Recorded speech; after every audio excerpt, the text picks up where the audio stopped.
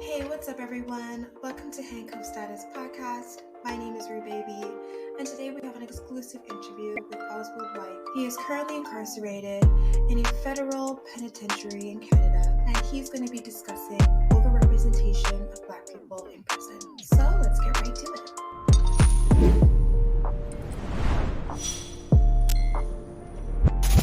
I am very happy to have Oswald here on the phone with us. He's currently incarcerated and is willing and able to share his experiences and what he knows about the topic with us. Hi, Oswald. You can say hello. Hi everybody. Good afternoon. I hope everybody's well. My name is Oswald Wyke. I'm currently incarcerated in Handcuff, penitentiary. I received a life sentence, life 12. I've been incarcerated since 2014. I'm presently, I'll be going to my 10th year this July. The overrepresentation of Black people. There's something that's going to happen in the future that I'd like to talk about. They're going for this bail reform, and this bail reform is going to affect everybody that will be going for bail. So it's not necessarily just lifers. So it'll be affecting ethnic people, all types of people, people that are going for bail, and people that are being released.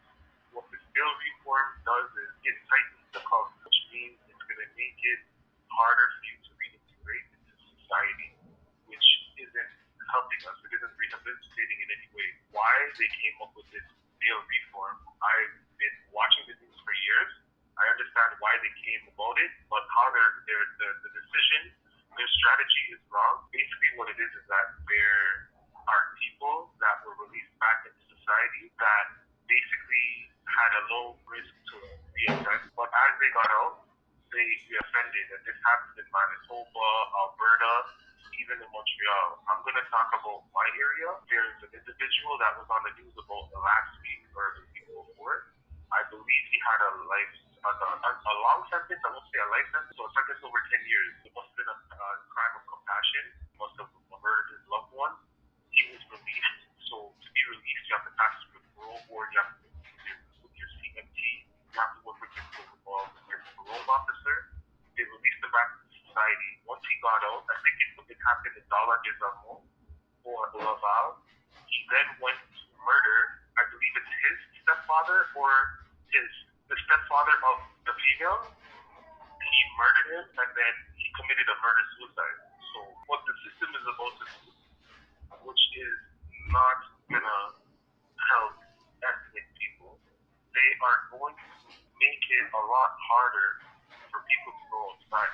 But what they're failing to realize, the program that they used, which was put him in jail, give him a program, he's going to pass the program, he's going to speak with the CMT, the CX2, the keepers, parole officer, then he's going to pass Parole Board Canada, which are people that have seen many faces before, so they know who they want to release, who they don't want to release almost before they even see. Instead of them changing the program and giving incentives, maybe giving a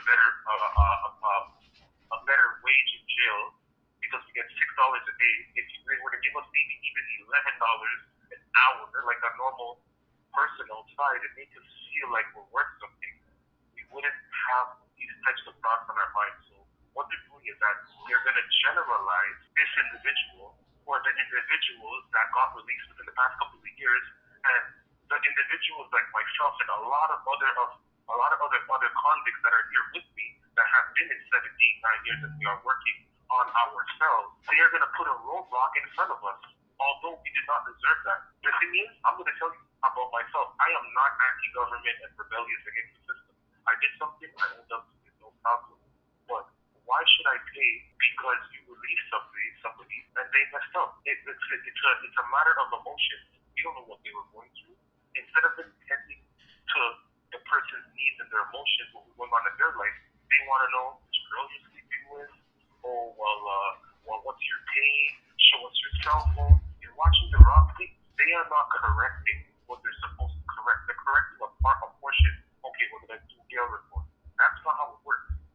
You're supposed to change your program. We're using an analogy. Their method is like, it's primitive, like a black and white TV. You need to upgrade the system, and you should get us into color TV, because automatically you want to point and say, oh, that person. No, you have to look at yourself.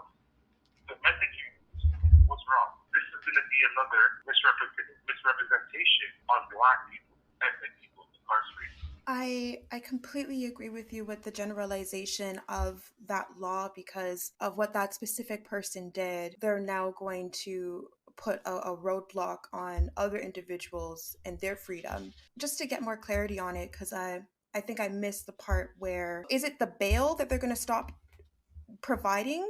The bail reform, like I said, it's not only in effect because the bail reform came up. It wasn't only based on individuals that went for bail and went outside and reoffended.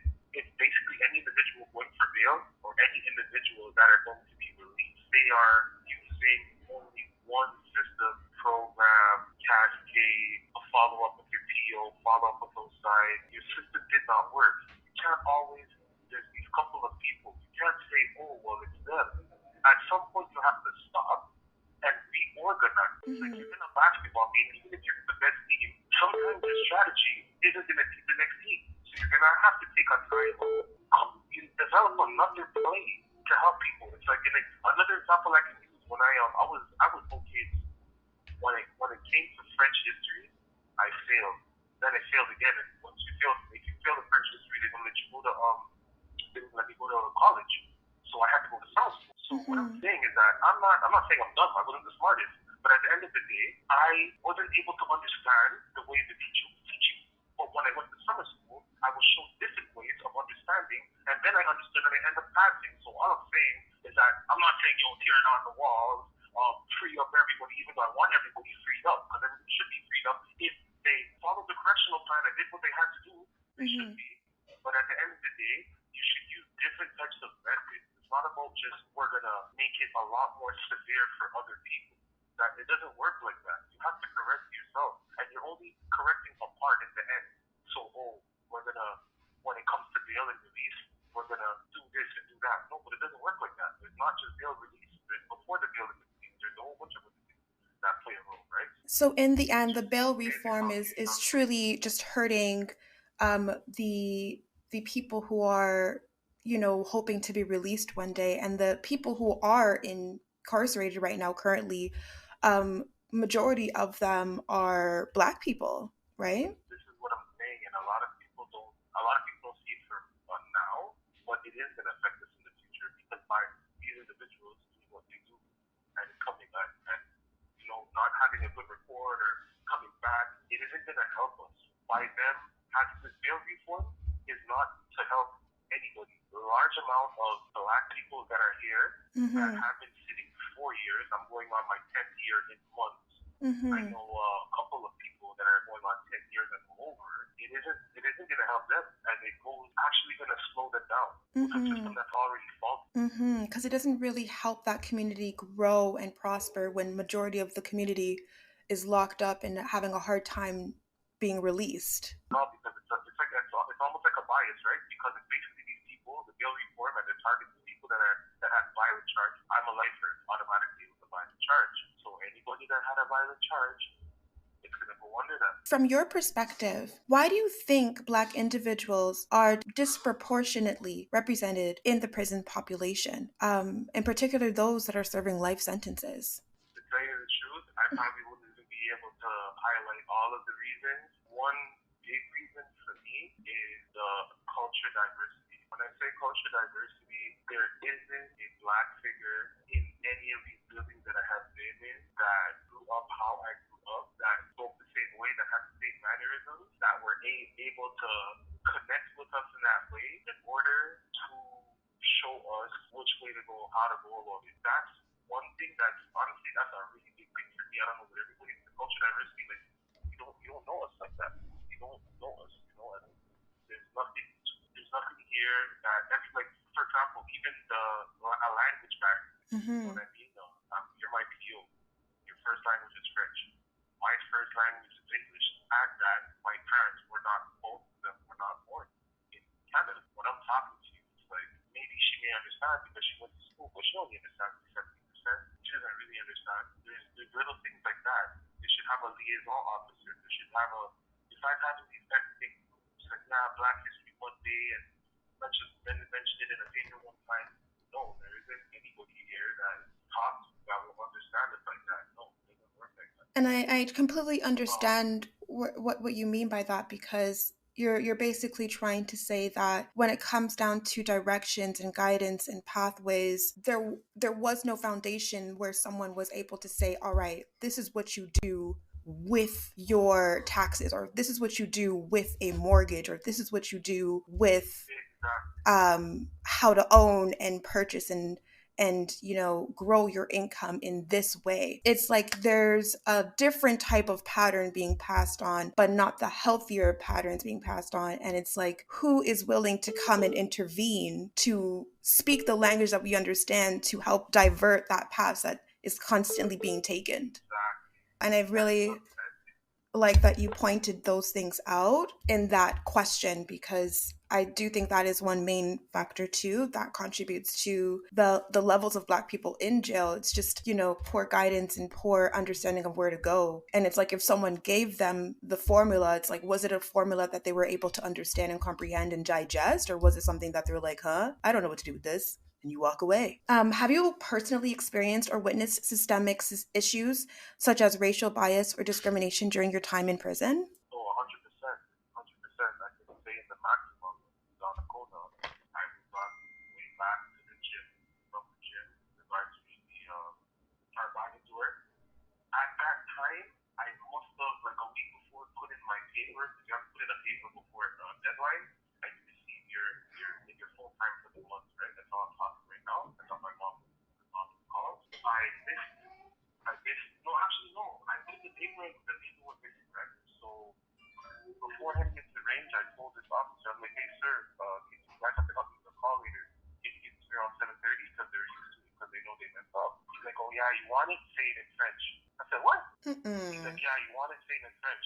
Right there and then, at first I thought it was a joke, but when he repeated it and he wasn't trying to acknowledge my question, I said, wow, this incarceration is, I have no choice to write, put in the grievance, which is not even something I would do, but then it's either that or violence, right? The keeper had to let me sit down. He made it seem as if it was a joke thing. It was a joke thing. I told the keeper something, I'm sorry now. He ended up saying he apologized, but he doesn't know what he's apologizing for. So it's like, they get away with a lot here, because it's not like they have cameras where you can see the cameras that are hearing what's really going on, right? You have a camera that's showing you what's going on, but you don't really hear. So it's like, it's really your word against theirs, and if you have a mark on you, there's always a bias. Oh yeah, you're a criminal, so everything is bad. Everything is bad. You wake up and you go to bed, nothing good. So, I went through the right channels to adjust the situation, because I was tired of just getting fucked off and going the wrong way about it, right? And I end up getting some type of satisfaction, you know what I mean? I actually just never want to see that person again, because these are ways that someone can provoke, and especially if you're by yourself, things can go left fast, right? Yes, 100%. And I'm surprised that they don't have cameras everywhere in the jail. Yeah, but you see, this is the thing. They mostly do, but camera only paints one part. The camera with audio is different, because a lot of times where they, when you have the audio, a lot of individuals, Black people, I should say, and all types of people, they would not be in the trouble, the predicament they got in. You know what I mean? Because they're saying, no, well, I didn't say that. And the guard is saying, well, yeah, I did say that. But if they're looking at the camera, you're looking like you're doing gestures, but it doesn't necessarily mean you said you said. Especially with Black people, right? On camera, even right now, if they're looking at me, they see like my hand is moving and my head's moving, but I'm like, there's nothing violent going on. It's just how, like I said, this is my culture, how I express myself, right? So they may perceive it as one thing, but it really is another. I'm so sorry that you're experiencing this while you're there, because you have, more time to spend there and being treated unfairly on top of, just trying to go and stay positive, and keep that strength and mentality alive while being in there. It's a tough combination. So I commend you for staying strong and just continuing on your path and journey. Do you think policies such as mandatory minimum sentences affect the overrepresentation of Black people in prison, particularly those serving life sentences? Of course it does. Minimum mandatory. So it's just like you're raising the stakes you're raising it to a certain level, to a certain degree right away. And why it does affect Black people? It affects everybody, but it does affect Black people as well because there's a high presence of Black people here. So for example, like I was telling you about the school, yes, I sat in the same class, I heard the same thing but didn't get the answer right.